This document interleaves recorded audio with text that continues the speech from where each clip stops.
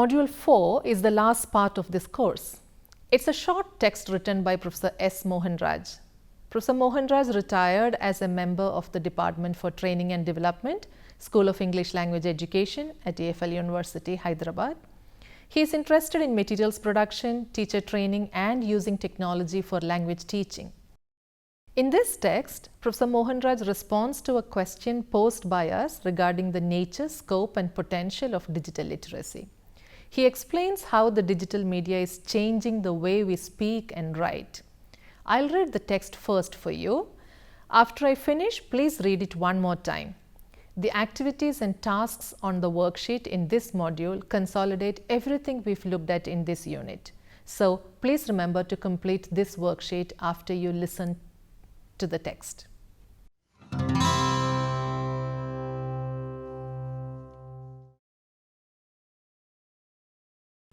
What you see on the screen is the question that we asked Professor Mohanraj.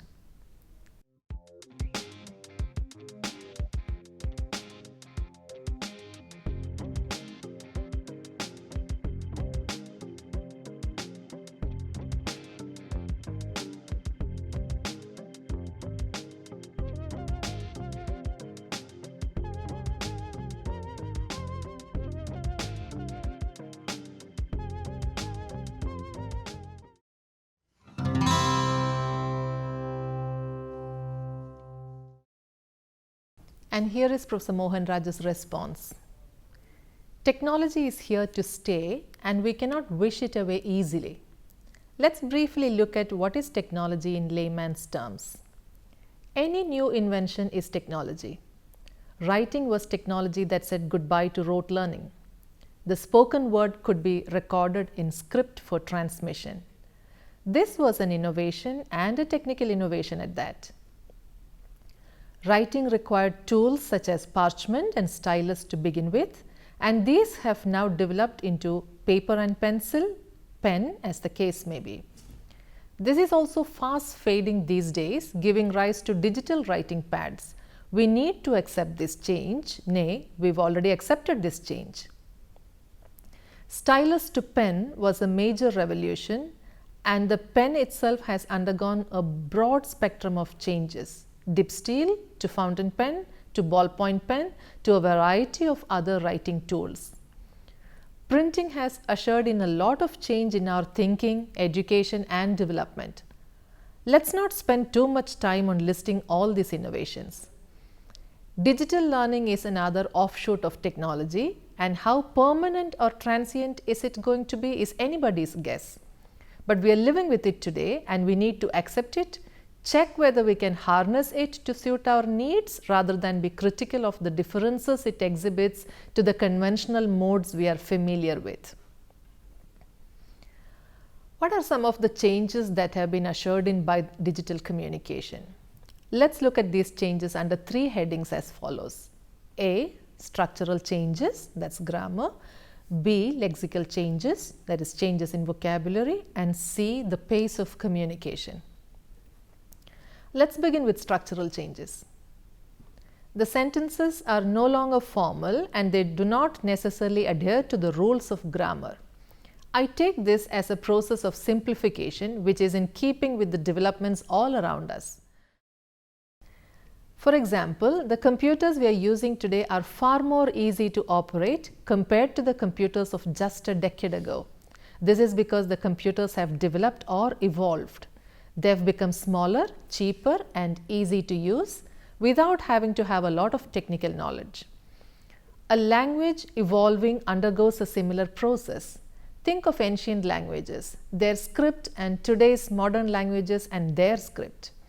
You see a consistent process of simplification as the languages have progressed. This point becomes evident when we see the writing system. The writing system began as hieroglyphics using the pictures of animals and objects to convey messages. This slowly developed into pictorial ideographs leading to syllabic writing. During the final stages of its development, the alphabetic system was arrived at, and today this is giving place to digital systems. Grammar systems have also undergone similar simplification processes. In India, most languages adopted Sanskrit grammar to describe their own languages. Initially, it seemed to work, but gradually people discovered that their languages did not behave like Sanskrit. For example, the case system in Sanskrit is not applicable to many Indian languages. Similarly, the number and gender systems also differ from Sanskrit. These are just a few examples. But what does simplification mean to the common users of language? Simplification enhances the efficiency of language functions, primarily that of communication. The outreach gets extended. What are some of the structural simplifications we find? Look at the greetings that are exchanged. Hello, how are you is reduced to hi. Thank you and sorry have disappeared and are replaced with cool. Use of abbreviations have increased. Example ASAP, PFA, etc. There are many more, and perhaps being a person of the ancient generation, I am not familiar with many of them. Here are some mind-boggling abbreviations that I came across. With some difficulty, I found out what they mean, and here is just a sampler for you. These abbreviations, which were perhaps invented for personal and secret use, have now become universal.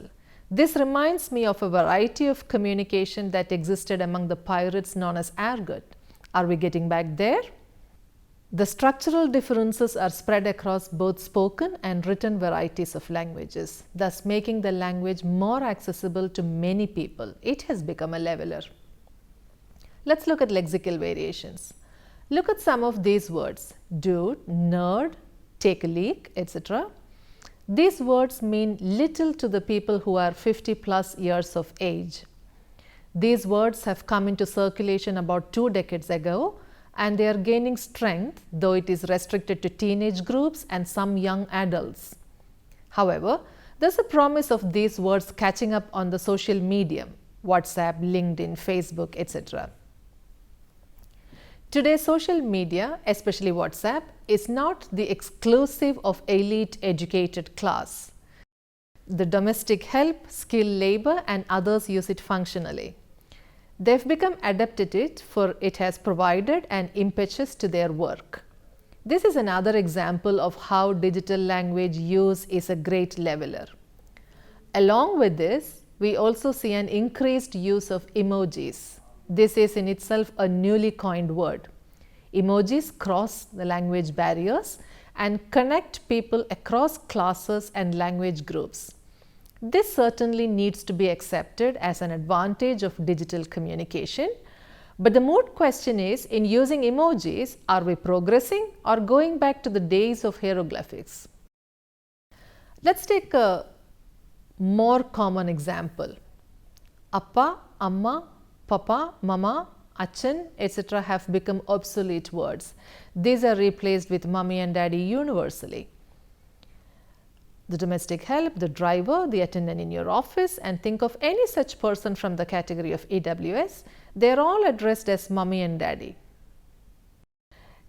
Any adult male is an uncle and an adult female is an auntie.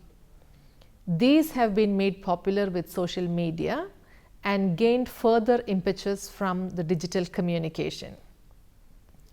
Has this not been a great sign of leveling the differences? A happy change at that, and let's accept it. Here are a few words I would like to add which have been used constantly on WhatsApp, Facebook and other such mediums.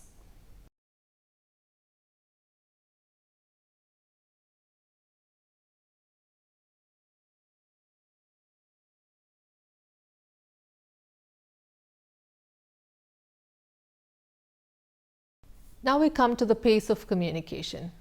Digital communication is instantaneous. You can call the attention of the plumber and explain to him the problems in your bathroom, a leaking tap or a non-functional shower by sharing a picture.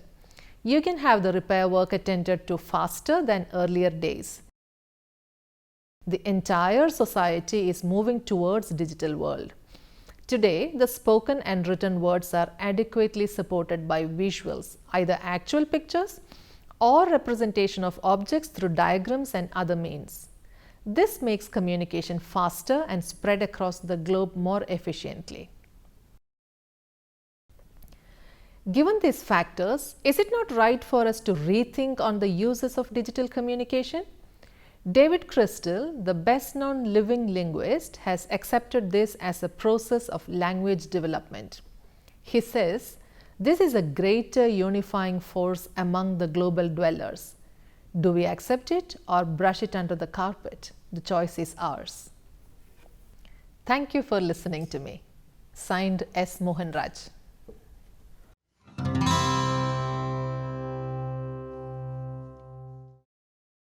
I hope you've had fun doing this course. As we said right at the beginning, learning English communication doesn't end here. As a last activity, I would like you to revisit all learning objectives. Remember, we started each module with a set of lesson goals and mark those you know well, those you would like to practice more or learn more about, and also list new ones you would like to learn. This is a good starting point. And this is a good ending point for me. But before that, I would like to acknowledge the support of the team that helped me ideate, design, implement and deliver this course. A large team of teachers, students and technical staff is involved in the development of this course. I'm deeply indebted to each of them. Detailed acknowledgements can be viewed on the acknowledgement panel. I hope you enjoyed the course. Feel free to email us your comments, suggestions and responses. Thank you.